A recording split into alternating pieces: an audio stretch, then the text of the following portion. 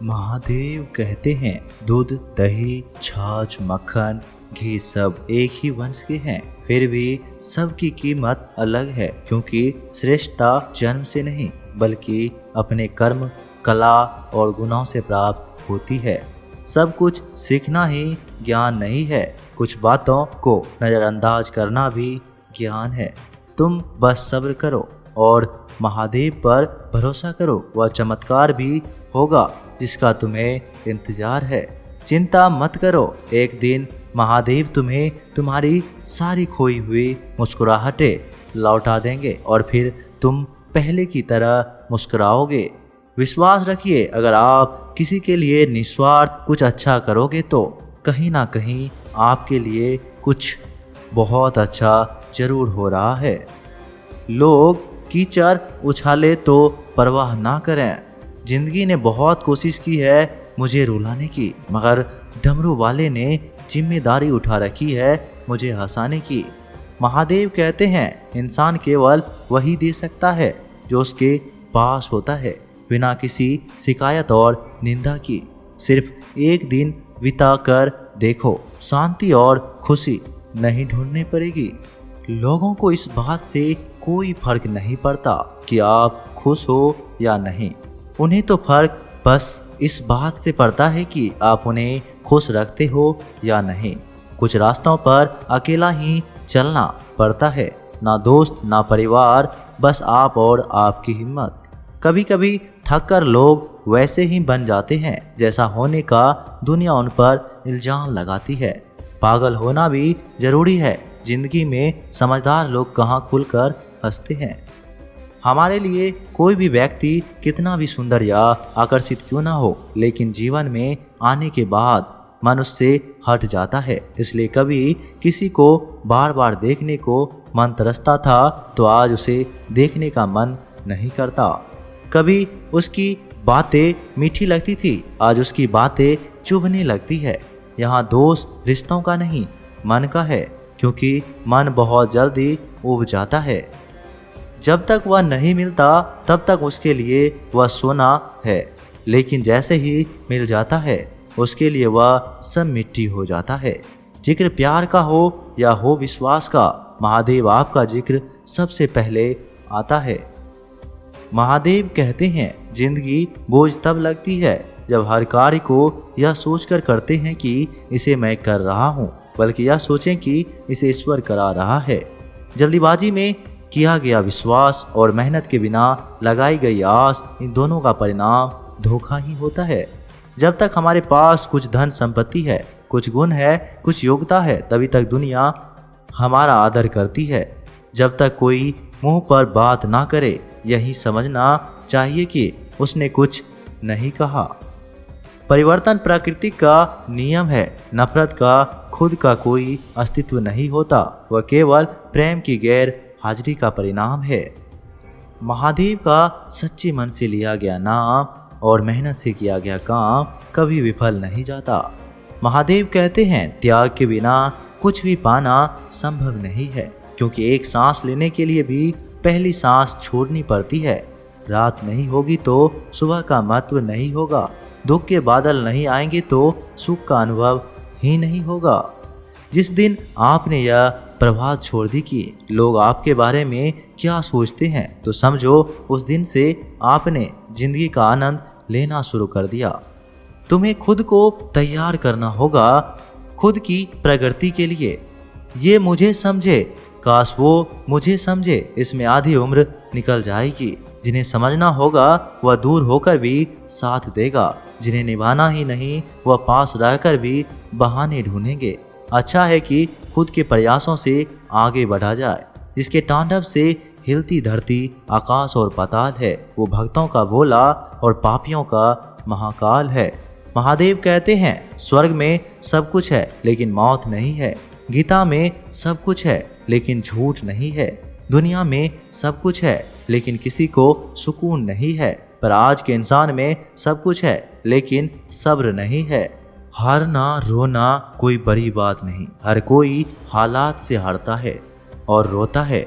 बस कोई हार कर परिस्थिति को कोसता है और कोई उस विकट स्थिति से गुजरकर हंसता है, उबरता है। जब कोई समझे ही ना तो उसे समझाने की जरूरत ही क्या है। जब कोई माने ही नहीं तो उसे बताने की जरूरत ही क्या। जिन रिश्तों में एक दूसरे की भावनाओं की कद्र ही ना हो, उन रिश्तों को जबरदस्ती खींचने की जरूरत ही क्या। महादेव कहते हैं, रूठ जाने के बाद कसूर चाहे किसी का भी हो, बात शुरू वही करता है जो प्रेम करता है। आशा मत खोना, आप कभी नहीं जानते कल आपके लिए क्या लाने वाला है। कितने भोले भाले हैं मेरे महेश, भक्तों के साथ साथ दुश्मन के भी मिटा देते हैं कलेश। एक जंगल में एक काला कौवा रहता था। वह अपने काले रंग से बहुत परेशान था। एक दिन वो महात्मा जी के पास पहुंचा। वो महात्मा जी बड़े चमत्कारी शक्तियां जानते थे। उनको प्रणाम करके काला कौवा बोला, महात्मा जी, मैंने सुना है आप रूप परिवर्तन कर सकते हैं। मैं अपने रूप से बहुत परेशान हूँ, मुझे रूप बदलना है। महात्मा जी ने कहा, दिक्कत क्या है? तो कौवा अपना दुख बताने लगा कि मैं काले रंग का हूँ, काले रंग से मुझे घिन आने लगी है।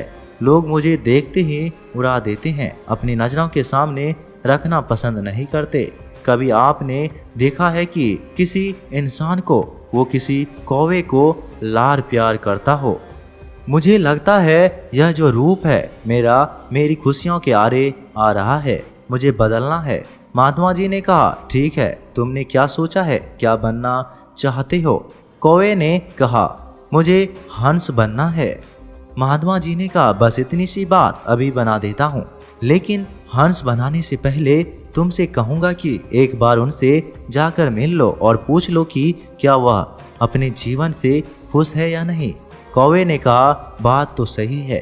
कौवा उड़ता हुआ हंस के पास पहुँच गया और जाकर पूछा कि मेरे मित्र, मैंने सुना है आप बहुत खुश हैं, आपके पास सफ़ेद रंग है। हंस ने कहा, तुमसे यह बेवकूफ़ी भरी बातें किसने कह दी कि मैं खुश हूँ? सफ़ेद रंग ही तो मेरे दुख का कारण है। कौवे ने कहा, सफ़ेद रंग से क्या दिक्कत हो सकती है? सफ़ेद रंग तो इतना प्यारा रंग है, मुझे तो बड़ा अच्छा लगता है। हंस ने कहा, तुमने देखा है कि जब लोग मर जाते हैं, अर्थी उठाई जाती है तो अर्थी पर सफ़ेद चादर ढकी जाती है। यह भी कोई रंग है, सफ़ेद। मैं बड़ा परेशान हूँ, मुझे मौका मिले तो मैं अपना रूप बदल लूँ। कौवे ने कहा, आप भी रूप बदलना चाहते हैं तो चलो महात्मा जी के पास, वैसे वह किसी का भी रूप बदल देते हैं। वैसे आप बनना क्या चाहते हैं?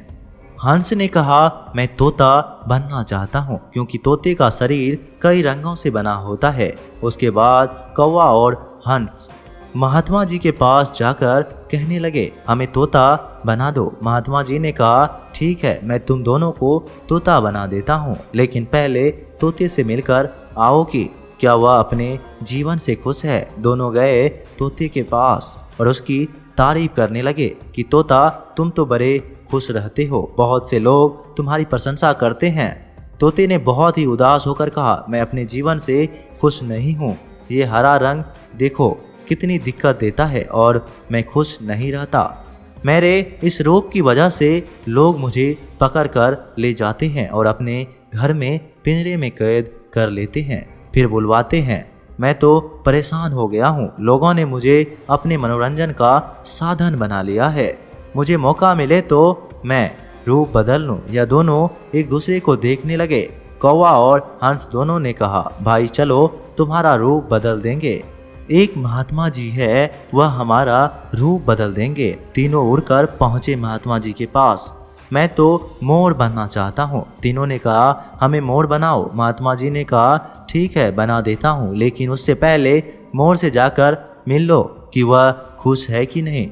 उसके बाद तीनों उड़ के मोर के पास चले गए। मोर से पूछा कि तुम तो बड़े खुश लगते हो, तुमसे खुश इस दुनिया में कोई पक्षी नहीं है। इतने सुंदर पंख, इतना सुंदर रूप है, क्या नृत्य करते हो? मोर ने कहा, भाई यही तो दिक्कत है, यही तो परेशानी है, तुम्हें एक आवाज़ सुनाई दे रही है। तीनों ने कहा, हाँ सुनाई तो दे रही है, ऐसा लग रहा है कोई इंसान हमारी तरफ आ रहा है। मोर ने कहा, यहाँ खतरा है, उड़ जाओ। ये तीनों उड़ गए और मोर वहीं रह गया। एक तीर आ गया और आके मोर को लग गया। मोर छटपटाने लगा और तीनों से कहने लगा, सुन लो, जैसे हाल में हो उसी हाल में खुश रहो। मैं इतना सुंदर हूँ इसलिए तो मेरा शिकार कर लिया जा रहा है। मेरे पंख ले जाकर शिकारी बेच देगा। मोर ने मरते मरते कहा, सुनो, कौवा इस दुनिया में सबसे खुश अगर है तो वह तुम हो। कौवे ने कहा, कैसे? मोर ने कहा कि तुमने सुना है कभी कोई इंसान कौवे को खा रहा हो? मुर्गी के बच्चे को खा लेते हैं लेकिन कौवे को कोई नहीं खाता और कोई भी कौवे को पिंजरे में बंद करके नहीं रखता और तुम्हारा शिकार भी नहीं करता। तुम बहुत सुरक्षित हो, तुमसे किसी को मतलब ही नहीं, तो अपने हाल में खुश रहो। लेकिन दिक्कत यह है तुम दूसरों से तुलना करने लगते हो और दुखी हो जाते हो। ये कहानी इन पक्षी की नहीं, हमारी है। हम जिस हाल में हैं उसमें खुश रहना सीख लेना चाहिए। अगर तुलना करते रहेंगे तो तुलना का कोई अंत नहीं होता। तुलना हमारे सुखों का अंत कर देती है। याद रखना कि सूर्य और चंद्रमा दोनों का अपना महत्व है, लेकिन तुलना नहीं की जा सकती। दोनों में से जिसका समय आता है वह तभी चमकता है। चेहरे पर मुस्कान, हाथों में त्रिशूल है।